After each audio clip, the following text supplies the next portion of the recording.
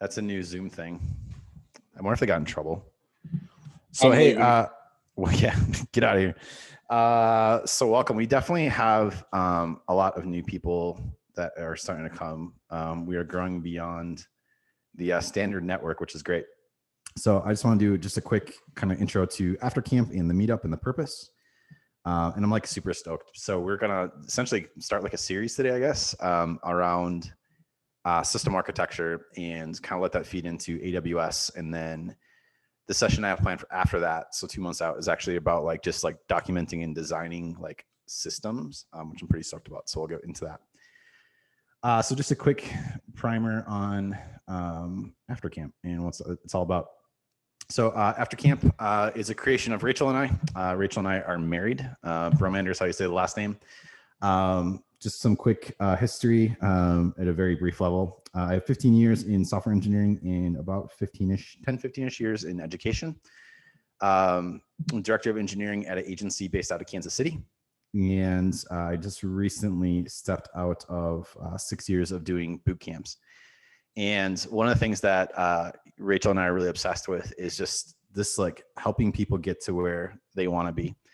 And I think that when people have drive and they have really the want and desire to kind of improve their lives, I think one of the crazy things is that sometimes that enough is not alone. Like you have to like take it the extra way. And so one of the things I love about school programs and like CS programs and boot camps is like that gives you the structure and the accountability to succeed.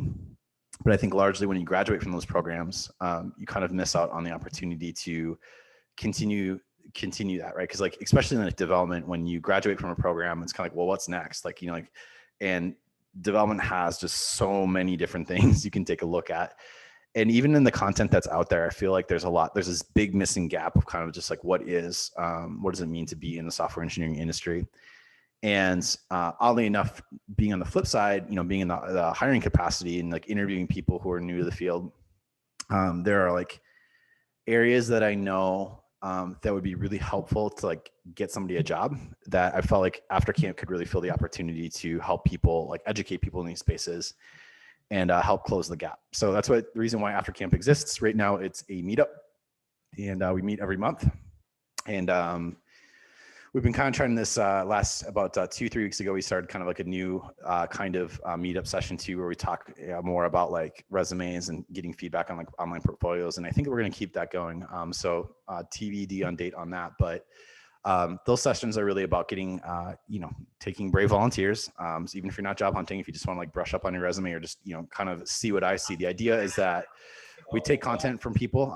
We basically grab their resume, GitHub and LinkedIn, and we really just kind of like pick it apart. That was like might be a good way to put it, but really just like focus on places that we could make improvements. So that way, when you are job hunting, you have the opportunity to like just look your absolute best. So we'll continue kind of rotating them between the two. We're pretty excited about that. And I think that was a really good session. And all this stuff, of course, is recorded online on YouTube. So every session we do, you can go check it out later as well on YouTube. Also, if you're not in the Slack group, we just randomly drop stuff here and there in Slack. Come hang out. We're not super active, but we're not active at the same time. So plus, as they keep saying, we have a lot of plans for the back half of the year, some stuff that we're working on that we are super excited about, including some potential future partnerships that we are pretty stoked about too. So all of that stuff will be kind of live fed through the Slack channel, but of course, we'll send out updates and stuff through email as we don't want to bombard anyone's inbox, so we'll send relevant. And of course, as always, mute yourself if you are not muted. Hang on a second. I will find the mute all. There. We'll hope it goes through. Okay. So tonight, what I want to talk about is this concept of system architecture. And I'm going to put something up on the screen that I think a lot of people have seen before. This is your standard architectural graph that you learn when you go to a program. So like, there are a lot of people from a program called Prime here. Prime is a 20-week boot camp, and that's how I know a lot of the folks through here. But what we try to do when we do Aftercamp is really try to focus on kind of what's happening in industry. So not just boot camp, but really like what do people know kind of leading a variety of programs. And so when we explain things, I'm going to try to explain it from that context. And please, please, please just ask questions if you got them. I don't want to like lose anybody as we go. So this is kind of like the most standard architectural graph that I think most people see when they learn from a bootcamp program. You know, if you graduate from a CS program, chances are good you're focused a lot more on like server technologies like Java or .NET or something along those lines. But for the most part, I think at a high level, most people understand, you know, there's a front end, which is controlled by HTML and CSS. On the client side, there's the client-side logic processing. So like JavaScript is obviously the main programming language for that. And you start to see things like jQuery as a library seep into that. React technically is a JavaScript library, but that's semantic. We can get into that later. Angular really operate on this client-side space, operate within the browser. And then that browser application then communicates with a server application, which of course is powered by Node, Python, you know, Java, C#, you know, something like that. And then usually paired with a framework like Express, Flask, .NET, or Django, or something along those lines. And then we have some sort of way to connect to a database from the server. So, you know, whatever database you choose, you know, Postgres, MySQL, MongoDB, and then some sort of intermediary between the server and the database. And most people learn this first. Like if you're learning modern dev, you typically, not everybody, most people learn this structure of application. And one of the things that I noticed as I was interviewing people and kind of talking to people, you know, as they're trying to get into the field, is one of the things that I know employers really value is the understanding of, do you understand how like an application ecosystem exists? And we call this system architecture versus software architecture, application architecture, because the key component here is that multiple applications are talking to each other. And you probably don't realize that you've been doing this, or maybe you do realize you've been doing it and don't understand how far you can take it, but that's a little bit of what we're going to explore tonight, is just this understanding that systems can talk to each other, and what are some of the things that we need to think about when we are thinking about that specific concept. So I have a very kind of simple, crazy example. I call it the wacky example. And I got a code sample that is going to work with this. And essentially what we're going to do is I'm going to show you an application that has a standard server setup that serves an HTML, jQuery, and app.js file. And that app.js file is going to make a GET request to the original server. And we're going to go through 4 other servers before we get to the server that's connected to the database. And then we're going to send all that data back. And so let me open up the code to show you this application. So I'm dealing with all the Zoom widgets that you probably can't see on the screen right now. But here's the way it's set up. So I have them numbered. I don't know why Visual Studio Code didn't order them, but I have application 1, 2, 3, 4, and 5. And so application 1 is the entry point, and this one is the one that has the kind of your standard Express server where you have bring Express. I'm using Axios to make HTTP requests, and we'll kind of go through and break this down on how this is all talking to each other. But we have a simple GET route that the client can make a request to, and then there's a request out essentially to another URL, which happens to be application 2. And you probably already know how this kind of works, but we get to application 2. It's got an API, it's got an endpoint here too. That makes a call out to application 3. And eventually we end up at application 5. Now, application 5 has the pool connection to the database. So we're using a Postgres database and we're storing some data. Got a very simple query. Once the query completes, it basically sends the response chain back. Really quick on the data.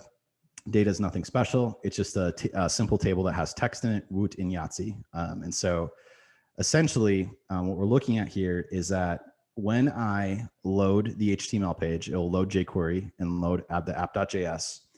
And then once that is loaded, let's actually take a look at the app code on the client side. It makes a AJAX request to the GET on the API data route. And then eventually we'll log the response to the data in the browser. And then we have a simple render data function that empties out the body, appends an OHI, and then appends a UL, and appends data from that data list. If we get an error, we will see an error appended to the screen. So this is a very simple client application. So key here is that we're making a GET request to the URL API data from the source server. So going back to architectural graph, it is calling back to the origin server, which it was served from. So we're doing a GET on the WAC API WAC data. And then we get into that specific server. And it is picked up here with the GET WAC API data. And then I use the same endpoint for all of them, but they are different servers. So let's make sure all these are turned on. I think they are. All of them are turned on. Okay, cool. So let's go ahead and actually just run this real fast. And of all the tabs I have open, I do have that one open. So let's refresh this. And there we go, full round trip. So it actually went through all 5 servers, got to the database, and then served all that data back. So, and we know that because a couple of reasons. First off, the append statement only works if the response comes back positive. We'll just do a negative test as well too. We can see the data in the in our console, which is fine. But the other thing I set up too is I set console logs up in every single terminal for the terminal that's running that particular one of the 5 apps. So you see a hit 01, which means server 1 was hit, server 2 was hit, server 3 was hit, 4, and 5. And then it makes a round trip back because all of the then responses promises catch, and it's just sending the data back through the chain. So after the data is grabbed out of the database, it then basically, so if you can kind of think of it this way, page is served down, goes back up. We're doing GET requests all the way up. We do the query, get the data out of the database, and send the responses back down, and eventually make our way back down to the front end. Now, this is a wacky example, but I think it kind of illustrates a point that I think a lot of newer developers kind of miss. And that is that you don't need to write an entire application in one application, or you don't need to write like a solution in just one application. You can actually break this across multiple applications, and we'll talk about why that is. But that's kind of the premise, in this next, I suppose, 30 minutes of kind of just talking about what's possible and kind of understanding why we would do such a thing. So I'll pause there for just a second and just see, are there any questions about this example or kind of understanding that these servers can talk to each other? Let me pull up in chat here too.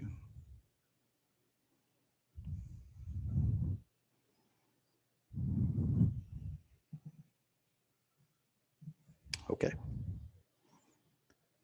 Cool. Oops. All right. So let's just talk through. Oh, I think one came in. I will cover just a little bit of serverless today. Serverless will be a good chunk of next session when I talk a lot about AWS. But yeah, serverless is definitely on the docket for tonight. Great question, Hansu. So let's talk about just some common structures. We talked a bit about the basic full stack structure that you all are probably pretty accustomed to. But one of the things I wanted to point out is that you probably have worked with some other structures as well. And this is probably one that you've seen quite a bit. So I took the liberty of excluding the HTML CSS portion.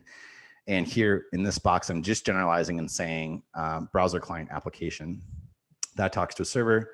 This talks to a database and sends it back. But chances are good, if you've worked with any Amazon or AWS, it's probably S3. S3 is a blob storage. Just very simply, when we have a file that has data, like large sets of data, we don't save that into our database like Postgres or Mongo. We instead store it in something like a blob storage like S3. And so when you're saving an image, you typically will save it into S3. And what S3 sends you back is you get a URL as a string. And the URL string is typically what you save in the database. And if you've ever messed with S3, you know this is pretty common. And this might be news to some people, and like that's totally okay. The point is we'll get more into Amazon stuff here probably toward the end, and then certainly next session as well too. But this is probably a very common kind of thing you've done if you've messed with Amazon S3. But this is essentially what's happening, is that this is the architecture of this application, is that you have your browser app gets data from Amazon S3 and gets those URLs from the database. So let me just talk through the way this works. Page loads index.html, and it goes and says, okay, I need to load some images that are in the markup, so in the HTML structure. and it's getting what it needs to load possibly from a database. So maybe we're getting some objects back from the database. We're loading profiles, let's say. So we have like first name, last name of the person, and there's a picture as well too. But that picture is going to be a URL. It's not going to be a literal picture. And so then when that gets rendered on the HTML page, it says, oh, well, I'm going to point, there's this URL that I have to go get the image from. So it goes and says, well, where's that location of that image? And it's on the internet somewhere. And where it could be is Amazon S3. So then we go get the image and we bring it back. Now this application isn't actually saving images to S3, it's just pulling images in from S3. And if you really, honestly, if you use any image on the internet in your markup, it could be S3, it could be any number of other locations. This is just an example. But when we create storage for those images, in the case of we're just storing strings and those images actually come from somewhere else. Another common pattern that I see is, if you've ever worked with introduction to APIs, Giphy is a very common API that people use.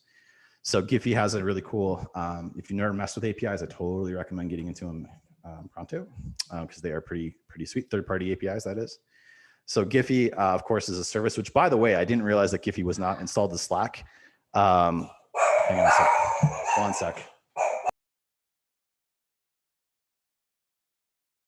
Dogs are barking. Hang on one second ago. Oh, okay, hopefully they're done. Dogs, seriously. Yeah, okay. So Giphy is basically a third-party API that you can pull GIFs from. You can pull random GIFs, you can pull specific GIFs. But this is a really cool one. If you've never worked with a third-party API, this is a really great one to kind of get started on. It's super easy to get familiar with APIs with using Giphy. Very common scenario is you have a client browser application, server, database, all that jazz. Maybe you have the S3 bucket, maybe.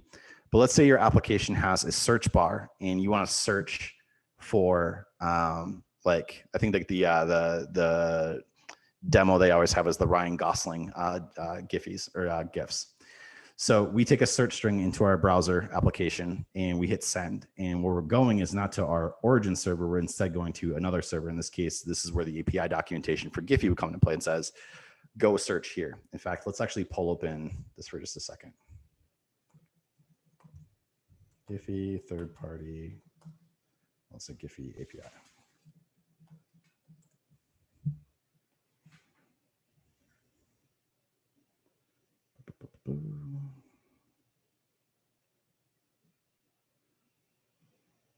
Oh my gosh, they changed everything.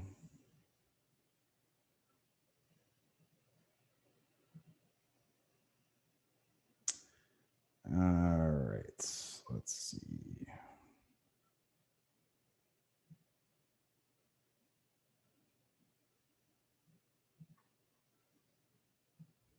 API Explorer. Oh my gosh. Okay, this is taking way too much time than I wanted to. I should have planned this part out, and I didn't. Okay, well, actually, here this works out pretty good. So here is an example of an endpoint. So we would make a GET request to api.giphy.com, v1 GIFs trending. And what that sends back is it sends back a list or like an array of data. And so basically that's the way it works, right? Our browser application goes and gets the data from the Giphy API. We don't actually really know what's going on behind the scenes because technically the Giphy API, of course, is Giphy's application and they could have a big crazy architecture themselves. But at some point we get an array of data back to the browser and then we can make decisions about what we want to do. We put all our business logic in our client application, say, well, we want to show some of the GIFs. And so we basically create like an image tag and we'd probably use some data. Now, the image tag might point to a piece of data that is an endpoint for an image. So very similarly to the Amazon S3 scenario, we reach back into the Giphy database, image database, and it comes back down into our client application. So believe it or not, this is architecture. This is basically just kind of showing and illustrating the way that our application works. And I think that a lot of people have probably worked with like these, these solutions kind of up to this point. And so what I think is everything from here on in is where it's going to start to get weird and new. And so I want to introduce you to some concepts, but before I do that, I kind of want to just draw a line in the sand and make sure that everyone is kind of understanding where they might have been so far. Pulling up in chat. Dogs don't approve of Giphy. No. Jiffy.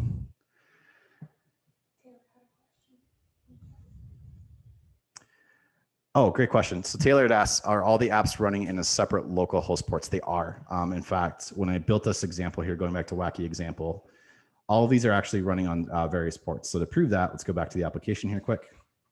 App 1 is running on port 5000, and that's just a very simple open port. And then 5001, et cetera, all the way up to 5004.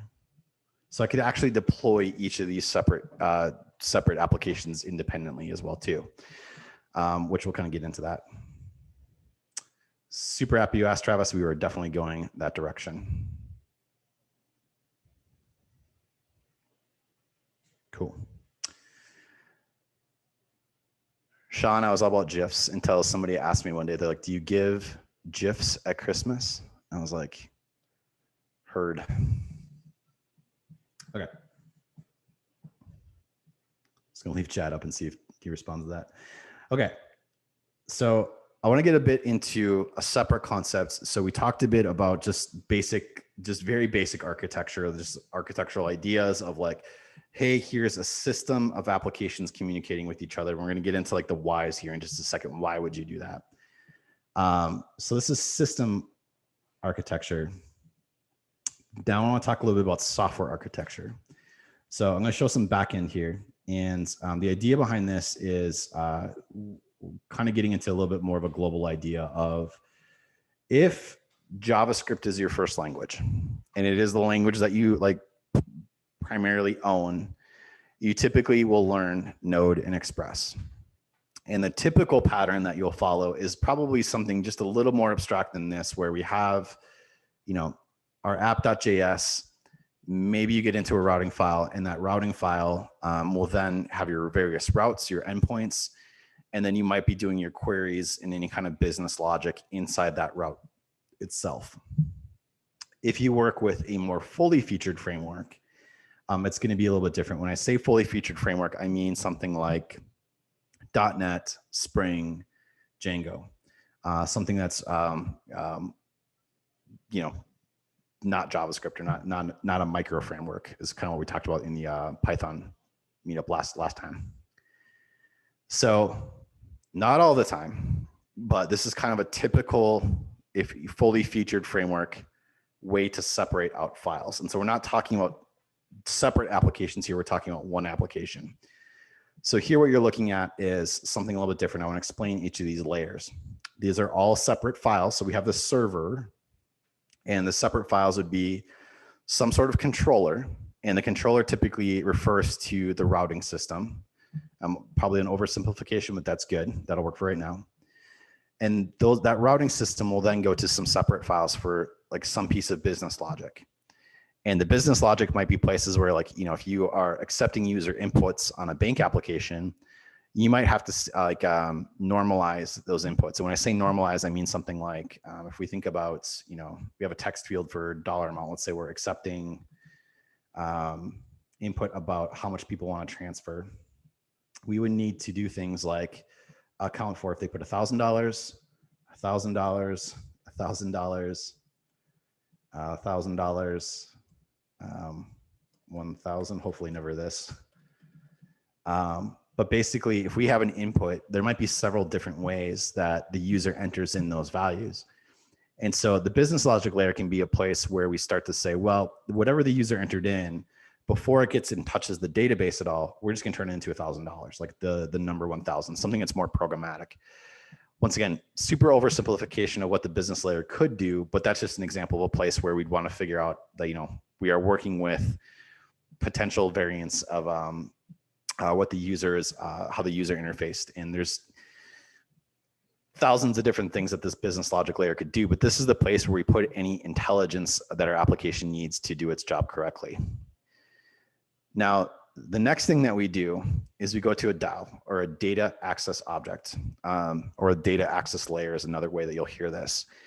This is a layer that's actually that has the connection, or houses the connection to the database. So we keep those two things separate. And so we get into like these abstraction patterns of saying, we want all of these things to be separated into different files. And we kind of gets into this whole idea of one of the solid principles in that the first one talks about how you want to have like basically separated areas of concern, or separate layers, or separate kind of abstractions made between your files. And really, it talks about it in classes, but really we've kind of taken this a step further and said actual holistic files. And so, the only place that the query will live is in this DAO. The only place that we'll do business logic is in this business logic layer. The only place that we're going to handle routes is here.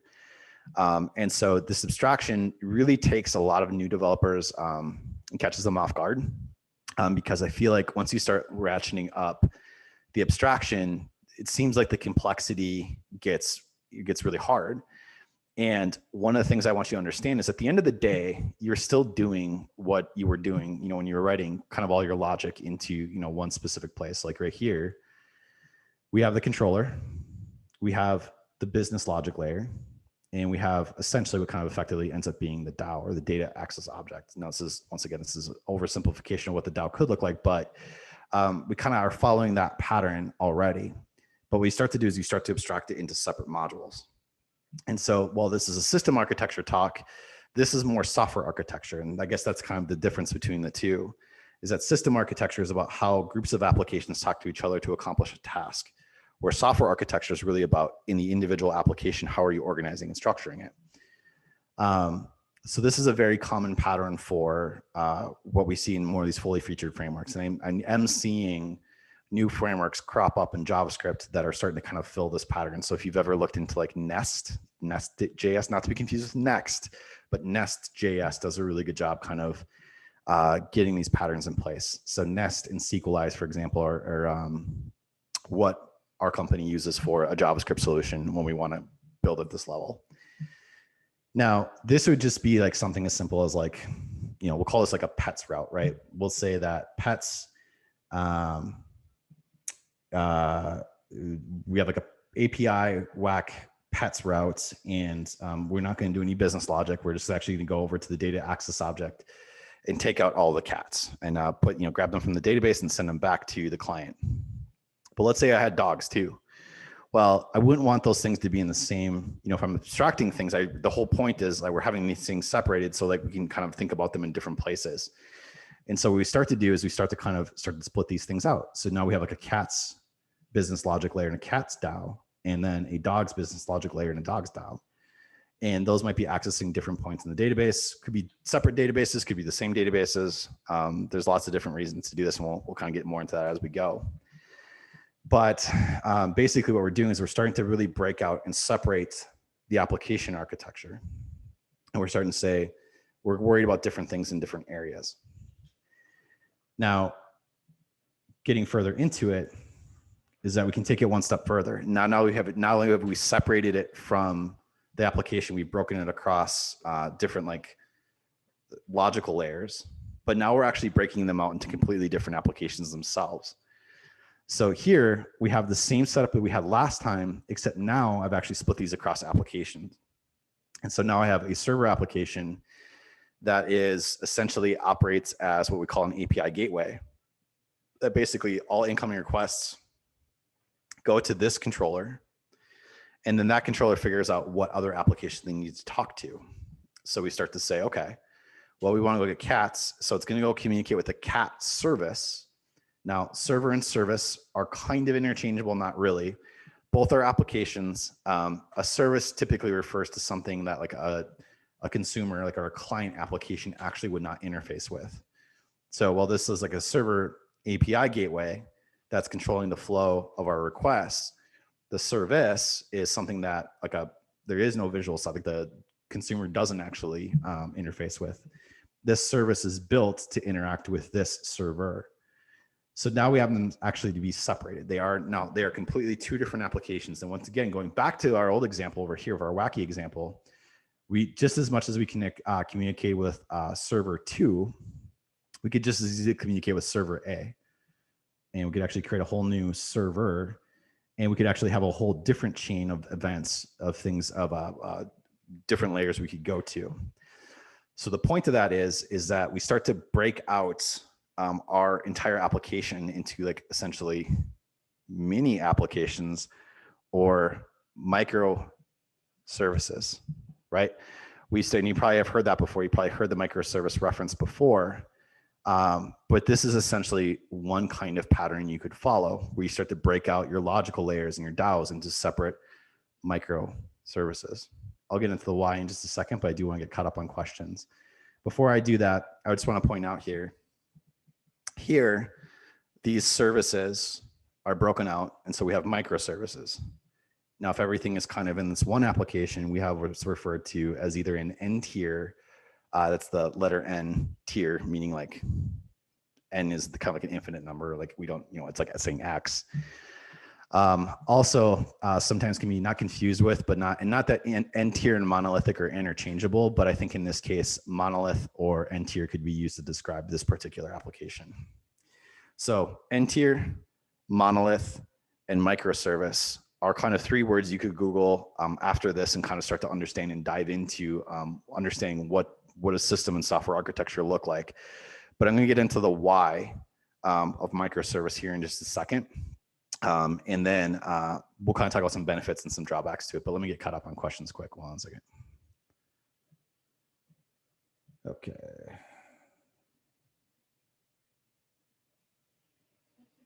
It looks like we're good. Sean's like, don't even get me started on this. This is going back to the GIFs at Christmas.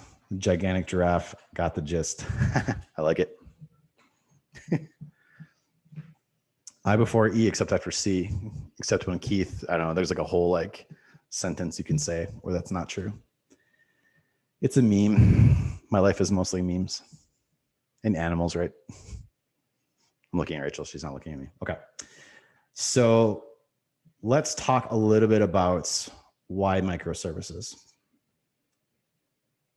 So I certainly couldn't do this whole thing justice in the next 10, 15 minutes. So I'm going to go kind of just like give you some examples and use cases of why microservices are interesting as an option. So the question kind of becomes, if let's say there is a error, and this is what I call a cat server. This is my cat service and my dog service. If there was an error in the cat service, would I want my entire application to fall down an error route? Now, it's like a super dramatic statement, and it's usually the one that most people like go to when they start talking about microservices, like fault redundant and all this like this stuff, protect yourself. But there's a way in microservices that says, well, this service failed. So then we have basically kind of this fault tolerance built in where the rest of the application is good, but the cat service is down. So you're just like, well, sorry, that service is currently unavailable. And you've probably been to websites before. I'll make sure we're all muted here. Just make sure you're muted. You've probably been to websites before where there's been just a very small portion of the website that's actually down, where like, oh, this like service is temporarily unavailable. Well, that might be because there's some error that they're trying to work through right now. And so they put that error in place to say, if this service fails, we don't want the rest of the experience to fail. So we're talking about simple cats and dogs for a second, but let's like actually bring this out to a bigger idea. Let's say we have a restaurant website that does pizza delivery. And actually, I'll just go after Jimmy John's. I love Jimmy John's. We do it probably once every couple of weeks, but we love it. And their website, their map service has been down forever. I never know I've been in Kansas City for 3 years and I don't know where everything is yet. So I always have to go find the restaurant that we normally pick up from. And so one of the services that they have is actually a map service that never seems to be working or hasn't been working for the past few months, it seems like. Well, just because the map service isn't working doesn't mean the entire application goes down. It just means that just that portion of the website doesn't work, and that they've added some error handling, and which is nice because I can still like look at the addresses and take the address and throw it in Google Maps to make sure I'm picking up or ordering from the right one. So we have this ability to create some fault tolerance in our applications by breaking things out into microservices. And the other thing that allows us to do is it allows us to start to work with this concept of containerization and basically creating optimizations through containerization. So if you're not familiar with the concept of containerization, this is where where Docker and Kubernetes really step up and do a great job. Let's say it is National Cat Day. And on National Cat Day, our website gets bombarded with people who want to check out the cats. And so what ends up happening is that because I've got this broken across and I've got these services separated, I can use Docker and Kubernetes to basically start to scale my ability to take on more people looking at the cat service, because each cat service can handle a very finite amount of traffic before it starts to get bogged down and starts to create some problems. Now, that's not really the topic for tonight, but I think that there is a lot to talk about there, and that probably is a great topic for a future talk, is IaaS, or infrastructure as a service. But for now, let's just understand that one service can only take on a finite amount of traffic before it starts to slow down.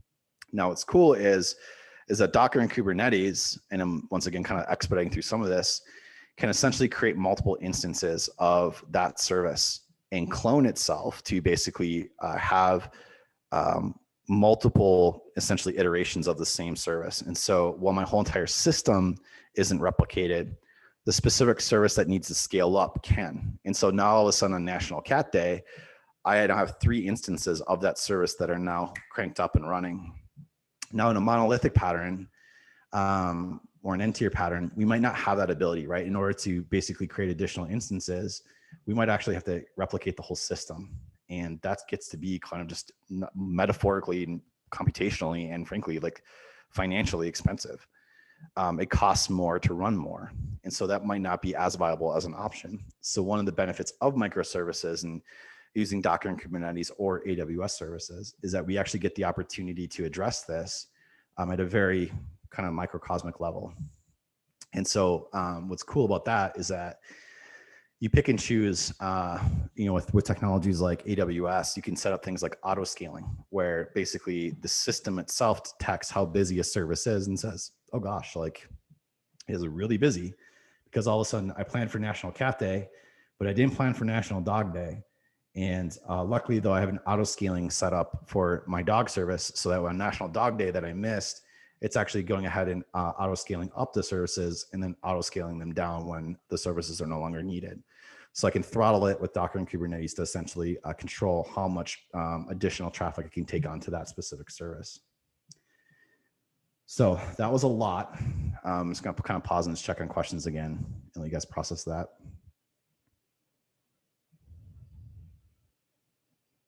Checking the chat quick too. I do get the question from time to time. Developers, a lot of time developers, especially newer developers, will ask me, do I need to know Docker and Kubernetes? Do I need to know IaaS, infrastructure as a service?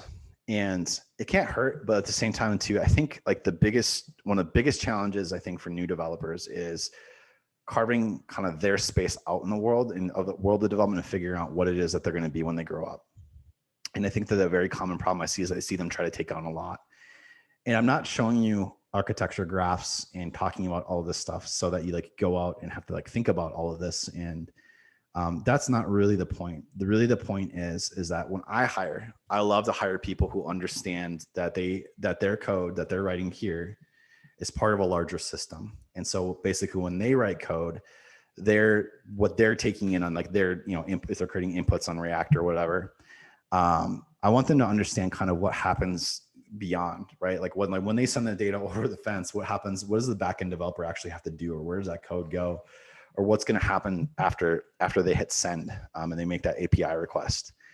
And I think the more that you get into system thinking, the better, frankly, a much better developer you become, because you stop saying things like, "Oh, I don't know what the backend team does." In fact, I was just talking to somebody today who was had a rich career in development, but really started focusing on front end and kind of lost sight of the back end a little bit, and kind of threw his hands up a little bit. And I was like, well, to be fair, man, you got to understand kind of especially with things like AWS and microservices and a lot of things kind of moving back to the server, you got to kind of have a whole system thinking as you progress through your career. And I think that that expands then, of course, beyond just like the system itself, but also how that system is hosted. And now we're getting into like cloud development and cloud architecture and how things work together in the cloud. Because as promised, Hansu, I think that it's important because it kind of feeds into certainly AWS, but also just this idea of serverless. So really quick, the idea of serverless is that it's a rising concept that we basically remove, let's say server 3, and we essentially use something like an AWS Lambda function to act as that intermediary. So let me get into that here just for a minute, and we can kind of wrap up and stop and chat the rest of the time here. I just want to show you kind of what a mid-level architecture looks like. And so this is actually making heavy usage of AWS. And I want to talk through what this application would actually do. So here in this application, we have the ability where somebody is using the AWS console to upload a CSV file into Amazon S3, which is possible. You can totally, there's a nice web interface. You can just do it through there. Now, once that actually drops into S3, and remember S3 is kind of like a database, but it's more of a blob storage. So it takes big files versus like smaller, like, table files like Postgres or data. It's not even files, they're just data. So S3 takes files. What I can do is I can set up an AWS Lambda function, which is kind of like a bite-sized snippet of code that runs at when a specific event happens. So for example, I wrote an AWS Lambda to check the Aftercamp website every 5 minutes to see if it's down. And if it's down, I set up another service using AWS SNS to send me a text message to say, hey, the site is down. So I know like every 5 minutes whether or not Aftercamp is up or down. If I don't receive anything, it's not a big deal. I don't want a text message. But what Lambdas can do is essentially anything that like a normal service would do. Now, the big kind of trick in thinking here is that when does this run is the question. So there's this idea of triggers or events that happen. So in this case, this is a very user-driven trigger. I basically have something called Event Bridge, AWS Event Bridge, that says when something happens to a bucket, when the bucket changes, I want Lambda to go check that bucket, see if there's anything new. And if there is, I want to put it into a queue for processing. So we're using Amazon Simple Queue Service, which is a pub sub model, which is something different, publish subscribe. So it's publishing new data to the SQS, and then on an event cycle, meaning like once a day or just like some sort of like cron job type event. And what a cron job is it's like a scheduled event. I have AWS Lambda check that queue and say, okay, pull everything out of there. And in this case, it's changing the data. So it's taking the data out of the CSV file, which the CSV file is kind of like comma separated list of information. And I want you to actually change that and change that data to be stored into Amazon DynamoDB. DynamoDB, by the way, is like a Mongo like solution or a NoSQL based solution. But now this is structured into objects. So this is a unidirectional flow, meaning that like once the user triggers the event, it goes through this series of steps. This is like basically a series of things that happens. And by the end, I have some other application that has an API that can pull data out and it returns it to the client-side application as this nice organized object. So user uploaded the CSV, and then through the rest of my architecture here, I've set it up to basically kind of progress down the path and eventually be nice, clean data that the application can actually work with. So a couple points as I wrap up kind of the main section here, and we kind of open it back up for questions in this chat, is that the key here, the things that I really want people who are new to this field to understand is that at some point in your career, you should make the decision not to punt on blowing this stuff off. Meaning like, I think it's really easy. And I did this for a long time too, where I'm just like, well, that's back end stuff. Or like, oh, that's you know, pub sub. I don't really understand pub sub. We're like, oh, that's a cron job. I don't really understand a cron job. Or oh, that's like, I don't understand the system as a whole. But I will tell you that if you start to peek on this side of it and you start to say, how does this the application I'm working on for my company, or you know, or even the applications that I build, how does the ecosystem work? Like how do all the things actually like fit? How do all the pieces fit together? And as you start to study this, you can start to make decisions about what makes sense to actually move out to a separate service. So one example might be kind of just one more, I'll give you one more kind of idea of like something you could do, creating a blank document. I build this, for the school that I used to teach for, I used to build a simple little like server that basically would auto-generate employees. And so essentially there would be, server, and it creates employees.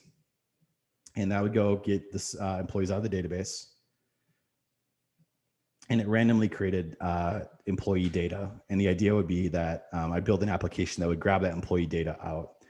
Now, if I were to deploy this, what would be cool is I could build out an application that communicates with that employee service or server, and I could build a front end for that employee data.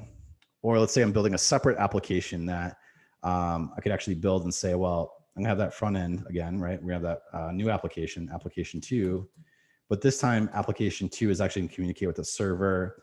And this time this is gonna be a company application. But just so happens in this company application, I need some employee data quickly. Well, luckily I got a handy little service I have hosted somewhere else. So I'm just gonna go grab fake employees out of this application server that I've already built and bring the data back into this new fake company thing that I'm building. And maybe that has its own database as well too. And so it's really kind of thinking in this way of like, what are applications? Like when we start making applications, we think about them as very single use. But as you start kind of moving throughout your career, you kind of think about like, well, what can I build that is reusable? Or when I'm building an application, what should be separated into different chunks? And what might the reasons be for that? So that's just a very kind of quick and dirty introduction to system architecture and kind of just thinking about things, about the applications you build, not just as the standalone application itself, but really as a set of applications that talk to each other to accomplish a goal. So I think that is a good place to kind of just call it good. We're at 6:50. So I'm just going to kind of open up to questions and just see what y'all got. See if there's anything else you want me to talk about. These hours go by really, really quick. Go ahead. I have a question, Scott. So in ye old days, when I learned Angular JS from you, we would, set up a server and then you request the index.html and pass that forward. And now you have things with Angular and React where you have these really slick setups where they'll build an application for you. And then you just say ng start, whatever, and it spins up its own server and is doing something, right? And then you make API calls from there. I was wondering if you could talk about like, what are those things doing? And like, how does that fit into the overall kind of application software or the software architecture that you're talking about here? Yeah, for sure. So they kind of echo the question a little bit different way. If you've ever built an Angular or React, you're going to notice that like, you'll say something like npm start, and that's like, gosh, that sounds really familiar. That's like starting a node server, right? And if you use create React app, it's like spitting it out and it's like outputting code and spitting out code. Blow your mind for a minute. That is actually a server talking to another server. So there actually is essentially this idea of a client server or a server that handles the client's client requests. And this is why if you've ever got like deep into like React and kind of building out custom backends with React, you probably start to have to mess with something called proxies. And essentially, you make an API request from your client app, right? Let's just pretend this is not jQuery, but this is React. And this is like the server, the React server that is running. The API request goes back to the origin server, right? And when we do get whack API, whack data, it'll go back to where it actually, in a client-side application, it'll go back to the server it originated from. But we don't want it to go back to the server it originated from. We want it to go to the data server. So we set up what's called a proxy to go and say, well, any API requests that you were gonna make, instead of going to the origin server, go here instead. And that's typically what the proxy is. Now, if you attended a boot camp or Prime, for example, I know a lot of times one of the things that instructors will do is that they will kind of give you a base template file and say, hey, build your projects based off this base template. And in the explanation of that template, I've always tried to do my best to say, this is the proxy, this is what it does. But it's loaded with context. And I think that, you're not really primed to receive what that all means until like you get a little bit further down. So it's one of those things I always like, I don't want to say I felt bad about, but like, it's definitely something to keep an eye on. I'm just saying like, especially in some of these more advanced front-end frameworks like Next, React, or Angular, understand that there's like a development server or like a client server that you are working with, and that you need to kind of factor that into the overall architecture of the application. And most of the part, you can just get by with a proxy, and it just says, go over there, you're good to go. But when it comes to deployment, and you have to actually lift all this computer off your machine and put it onto the interwebs like Heroku or AWS or GCP or Azure, like you're gonna have to account for those deployments, right? And where things go, because if you've ever deployed a solo project onto Heroku, you know that there's multiple steps you need to take, right? You got to deploy things like, if the instance, the hard drive or the hard drive with database, you need to say, okay, well, I want to create a Heroku endpoint. And luckily Heroku knows what to do with most like the React stuff. Like that's all built into their startup engine. It's like, well, you're tossing me a React application, so I know how to organize things and make all that go correctly. But when we get into next time, when we start talking about AWS, what AWS does phenomenally is it replaces key pieces of these systems and say, let's say I don't want to write, a piece of this. I can basically say, well, instead of me writing an entire server to handle this incoming request, I'm just going to use AWS API Gateway. I'm going to use a Lambda. I'm going to use whatever to handle that request. I'm going to do it through a user interface rather than doing, coding it from scratch, which is kind of the serverless push. Is it's really about taking out the need to set up entire applications when you just got to do something kind of like not quick. I don't want to say quick and easy. That's not the right way to qualify AWS, but when you don't need to launch a full service, you just need some small snippets or small bits. It does, AWS handles that really well. So Keith, I hopefully I answered your question, plus a little kind of got back into what some question Hansu had, but does that scratch the itch? Yeah, definitely. Go in.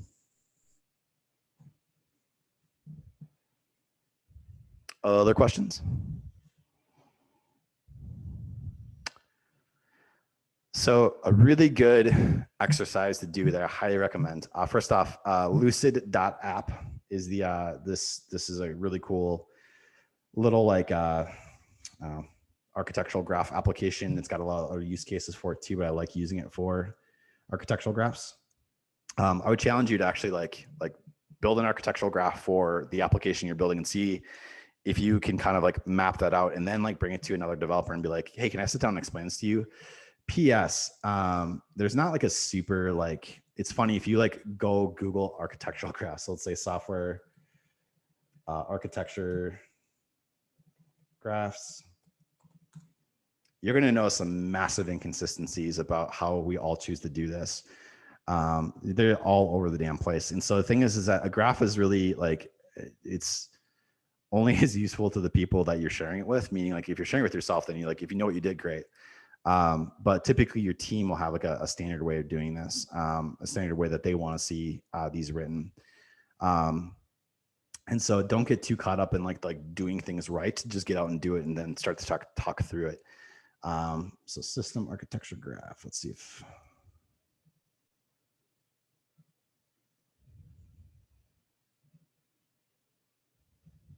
Let's see what this one looks like. Hey, that's really terrible. Let's see if we can zoom in here. Okay, so here there's like, yeah, I really don't. Okay. Personal banking customer, there's a mobile app, SBA. This one's actually really confusing. Email system, API applications, that goes to the database, mainframe banking system. So this is like another application that they didn't architect out completely. Email system is another system they didn't architect out completely.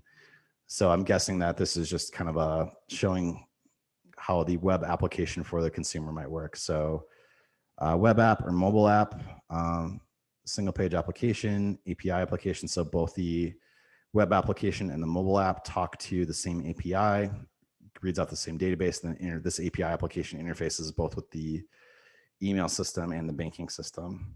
So once again, and this looks very different from some of the other ones that we were even kind of just poking through just now. So the challenge here is, like I said, just to kind of like get out there and do it, because once again, when you're forced to explain how all of the things are talking to each other, it helps you understand it better.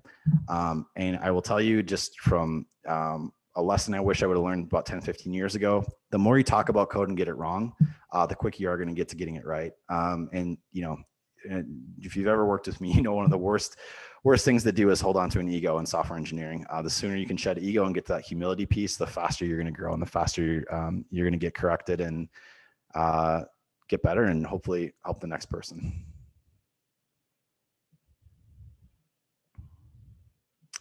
Other questions?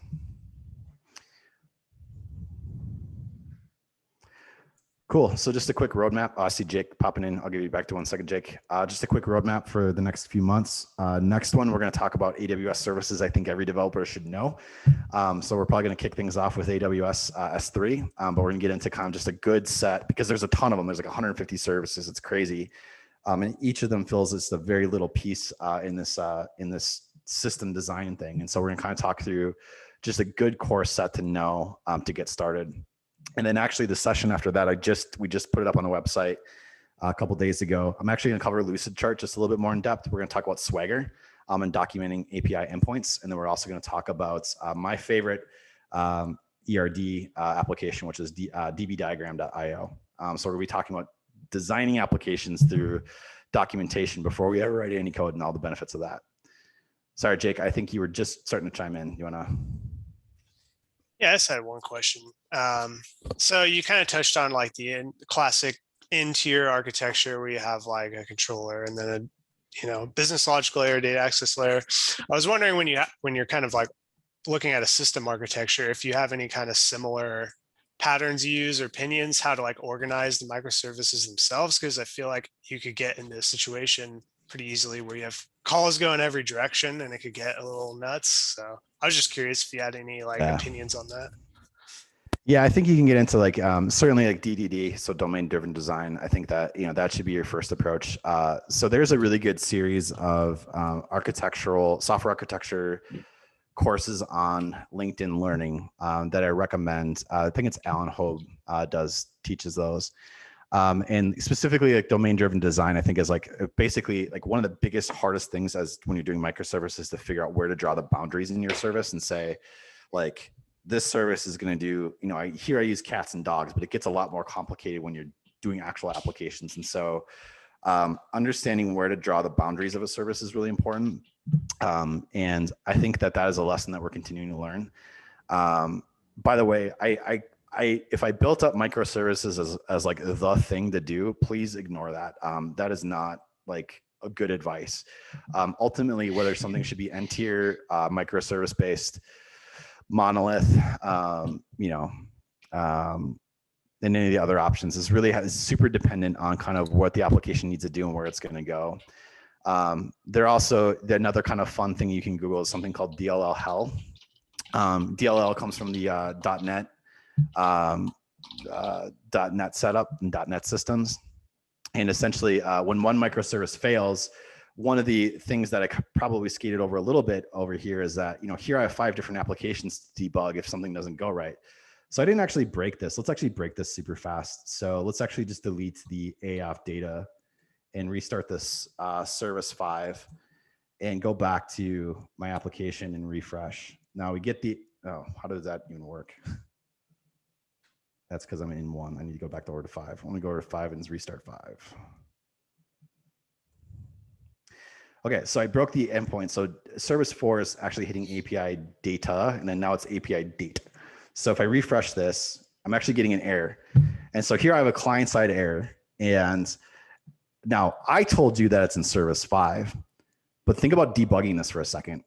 Like you're getting an error on the screen. Okay, well then you have to go through every single service and figure out where the hell the error is, right?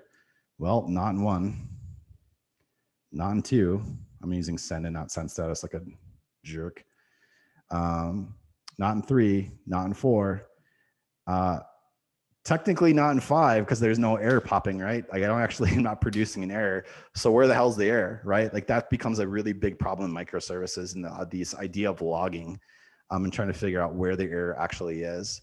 So another big microservice strategy you need to account for is just the concept of logging. And this is like actually a huge backend concept is like logging and making sure you're producing error logs and make sure you're surfacing events. And so you can start to figure out where these problems exist. Now, this was something as simple as just like, oh yeah, like the developer screwed up the, this, but let's say that like I have this Postgres database hosted on Heroku, and for whatever reason, that instance of Heroku is down.